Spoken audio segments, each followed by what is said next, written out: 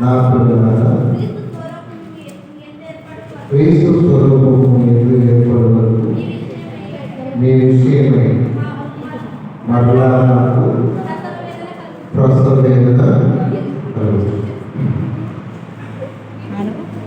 అంటే మనందరం కూడా చిన్నలైనా పెద్దలైనా సేవకులైనా ఏ రూపమే కాకుండా క్రీస్తు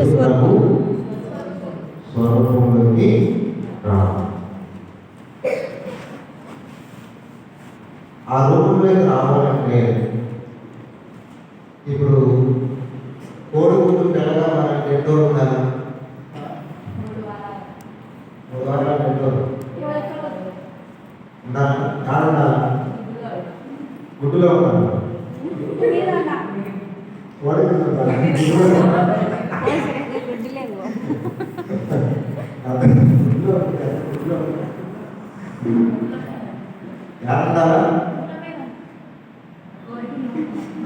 కోడి రెట్టలకి అంటే బాగా హీట్ అవుతుంది.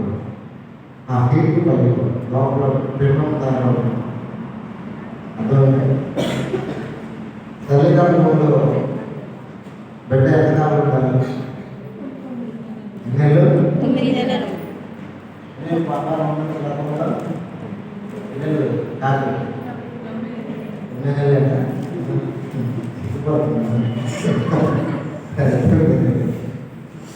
9 నెలలతో ఒకవేళ 5 నెలలు ఉంటున్నాను రోగం ఉంటుందా? నెలలు నిండితేనే అన్ని కాళ్ళు చేతులు చేతులు అన్నీ అంటే ఈ నెలలో ఈ నెలలో ఉంటాయి. మరి హార్ట్ బీట్ ఎప్పుడు స్టార్ట్ అవుతుంది? మన గుండె కొట్టు కూడా ఎప్పుడు స్టార్ట్ అవుతుంది? 3 నెలల నుంచి. ఏమన్నా 6 మంది నుంచి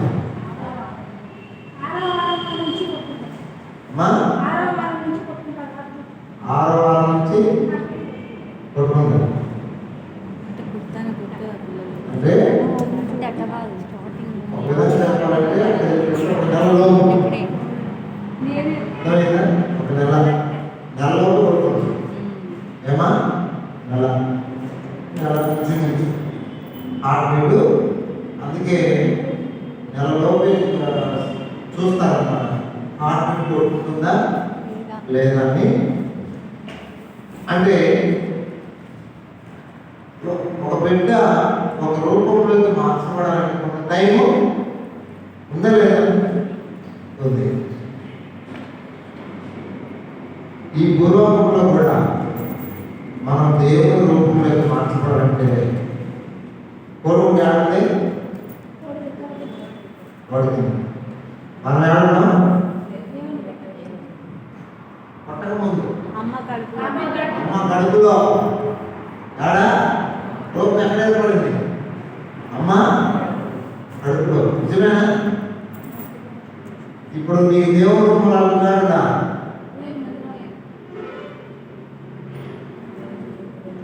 బాబా రేసే చూడు నాకు రేసే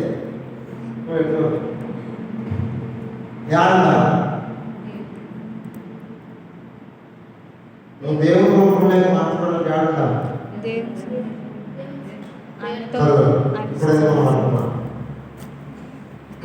ఒక మాట చెప్తాను. రూతు గ్రంథం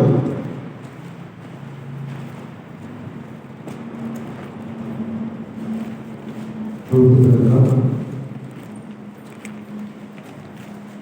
ఆయన రూపంలోకి మనందరం కూడా మార్చుకోవాలి. 2వ అధ్యాయం రూతు గ్రంథం 2వ అధ్యాయం 12వ వచనం.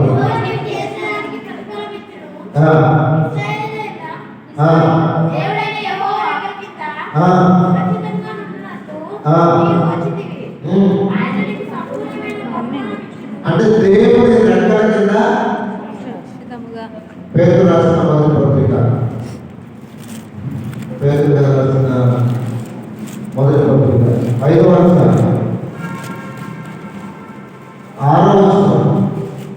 దేవుడు తగిన సమయం దేవుడు తగిన సమయమందు మిమ్మల్ని హెచ్చించినట్లు మిమ్మల్ని హెచ్చించినట్టు ఆయన బలిష్టమైన ఆయన పరిశుద్ధమైన చేతి క్రింద, దీన మనస్సులైండి. అంటే నీకు ఒక స్థాయిని ప్రకటిస్తాడు. నేను ఒక ఉన్నతమైన స్థితిలో ప్రభు పెడతాడు. అతను కాడలను ఆయన పరిశుద్ధమైన రెక్కలకి చేతి కింద, రెక్కల కింద. అంటే మనం ఎక్కడున్నారంటే పిల్లలుగా అవసరంగా దేవుని రెక్కల కింద ఉంటారు. ఒకవేళ చిన్నపిల్లలు, కోడిపిల్లలు కాకు వస్తుంది, కథలు వస్తాయి. అవి వచ్చి చిన్నపిల్లలు బయట కనిపించినా ఏం చేస్తాయి? ఎత్తుకొని వెళ్ళిపోతాయి. అవి భద్రపరచబడాలి ఎక్కడున్నారా? కోడి రెక్కల కింద.